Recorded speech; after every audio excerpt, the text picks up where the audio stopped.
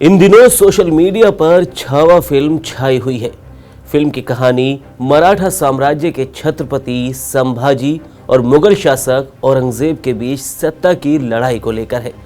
प्रायोजक हैं cancer healer centre, a new beginning. Sambhaji Chhatrapati Shivaji के बेटे थे और औरंगजेब मुगल शासक शाहजहां का बेटा। औरंगजेब को मुगल काल के सबसे क्रूर शासकों के तौर पर भी जाना जाता है। साल 1682 में औरंगजेब दक्षिण पर कब्जा करने के इरादे से आगे बढ़ा और वहां उसका सामना हुआ छत्रपति शिवाजी के बेटे संभाजी से, जिन्हें शिवाजी प्यार से छावा भी बुलाया करते थे। छावा का मतलब होता है शेर का बच्चा। इन दोनों की लड़ाई में कौन जीता और कैसे औरंगजेब ने संभाजी पर अपनी क्रूरता बरपाई, कहानी इसी पर है। लेकिन आज हम आपको बताएंगे राजस्थान के एक ऐसे राजा के बारे में जिससे औरंगजेब भी डरता था। राजस्थान राजाओं का देश। राजाओं के इस देश में कई राजा हुए जिनके युद्ध कौशल के आगे न केवल दुश्मनों ने घुटने टेके बल्कि उनकी युद्ध कौशल के वो कायल भी हुए। जोधपुर के महाराजा जसवंत सिंह का मुगल शासक शाहजहां से मजबूत रिश्ता था। शाहजहां ने जसवंत को आगरा का सूबेदार तक बनाया था। शाहजहां के लिए जसवंत सिंह ने कई युद्ध लड़े। जब साल 1648 में ईरान के शासक शाह अब्बास ने काबुल पर हमला किया तो उस समय जसवंत सिंह औरंगजेब के साथ थे। साल 1655 में जसवंत सिंह को मुगल शासक शाहजहां ने महाराजा की पदवी दी थी। साल 1657 में शाहजहां बीमार भी रहने लगे और उनके दोनों बेटों में उस वक्त उत्तराधिकारी को लेकर अंदरूनी संघर्ष शुरू हो गया।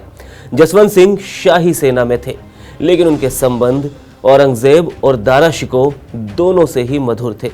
उसका लाभ जसवंत सिंह को धन, सम्मान और कद के रूप में लगातार मिलता रहा। दारा शिकोह ने औरंगजेब के खिलाफ जसवंत सिंह को लगाया। 1658 नर्मदा नदी के किनारे धर्मत में दोनों सेनाएं आमने सामने हुई। जसवंत सिंह ने बेहद ही बहादुरी से युद्ध किया, मगर औरंगजेब की सेना के आगे जसवंत सिंह की सेना टिक नहीं सकी और हार की आशंका से डरे हुए सभी राजपूत जवानों राजाओं ने उन्हें वहां से निकाला और जोधपुर पहुंचाया। कहते हैं जब वो घायल अवस्था में किले के गेट पर थे तब रानियों के कहने पर द्वारपालों ने गेट तक नहीं खोला, लेकिन फिर जसवंत सिंह की मां ने हस्तक्षेप किया तो जसवंत सिंह अंदर पहुंच सके, जहां उनका इलाज शुरू हो सका। इधर औरंगजेब ने दिल्ली के सल्तनत पर कब्जा कर अपने भाई दारा शिकोह को बड़ी ही बेरहमी वाली मौत दी और अपने पिता शाहजहां को औरंगजेब ने बंदी बनाकर वो खुद गद्दी पर बैठ गया। इस बीच सत्ता के आधिपत्य को लेकर औरंगजेब के सामने आ डटा शाह शुजा। शाह शुजा शाहजहां और मुमताज का दूसरा बेटा था। 1659 में दोनों के बीच जबरदस्त युद्ध हुआ।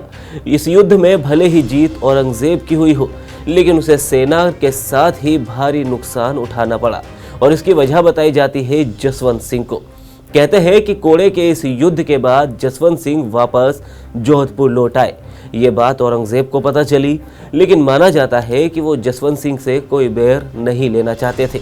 दिल्ली की सत्ता पर काबिज रहने के लिए अपने ही भाइयों का खून बहाने वाले औरंगजेब को महाराजा जसवंत सिंह से भी सत्ता के हथियाने का खौफ था।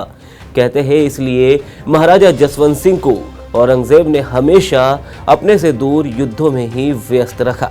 1659 में औरंगजेब ने जसवंत सिंह को गुजरात का सूबेदार नियुक्त किया, लेकिन कुछ ही समय के बाद औरंगजेब ने उस स्थान पर महावत खां की नियुक्ति की। इस बीच दक्षिण में शिवाजी की बढ़ती शक्ति को देखकर औरंगजेब ने शाइस्ता खां को उनसे युद्ध करने के लिए भेजा। शाइस्ता खां पर रात्रि के समय छत्रपति शिवाजी के आक्रमण की कथा खूब प्रचलित है। छत्रपति शिवाजी के विरुद्ध जसवंत सिंह को कोई विशेष सफलता प्राप्त नहीं हो सकी, लेकिन बादशाह ने उन्हें दिल्ली वापस बुला लिया और उनके स्थान पर दिलेर खां और मिर्जा राजा जयसिंह की नियुक्ति की। किंतु सन 1668 में फिर उनकी नियुक्ति दक्षिण में हुई और उनके कुछ नए प्रयोगों से मुगलों और मराठों के बीच कुछ समय के लिए संधि हो सकी। सन 1670 में दोबारा गुजरात का उन्हें सूबेदार नियुक्त किया गया और सन 1673 में बादशाही फरमान मिलने पर वो काबुल के लिए रवाना हुए, जहां 1679 में वो लड़ते हुए वीरगति को प्राप्त हुए। तो महाराजा जसवंत सिंह पर आपकी क्या राय है? आप भी अपनी राय हमें कमेंट सेक्शन में जरूर बताएं। वीडियो को लाइक करें, शेयर करें और राजस्थान से जुड़ी हर खबर के लिए TV9 राजस्थान को सब्सक्राइब करें। प्रायोजक हैं cancer healer centre, a new beginning.